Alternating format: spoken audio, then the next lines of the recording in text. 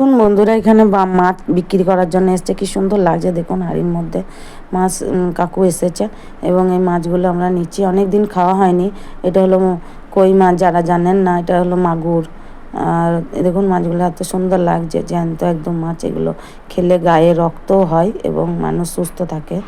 দেখুন খুব সুন্দর লাগছে। আমার শাশুড়ি এই মাছগুলো এখন বাছবে, আমি তো বাছতে পারবো না।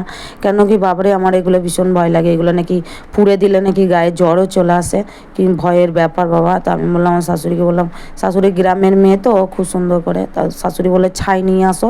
তো ছাই নিয়ে এসেছে আমার ছেলে।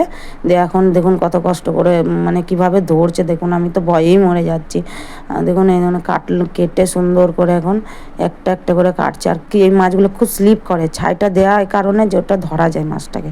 দেখুন, আর আমার ছেলে মুড়ি দিয়েছে খাওয়ার জন্য। ও যে মুড়ি খাবে, এত ওর মায়া। ও তো মাছ খাই না, আমরাই খাই মাছ। ও তারপরে এটা ধোয়া হয়ে গেল, একটু নুন হলুদ মাখাচ্ছি। মাখানোর পর দেখুন এগুলো ভালো করে মাখিয়ে মাছটাকে সুন্দর করে, মাছটা এত মানে সুন্দর করে মাখিয়ে নিলাম।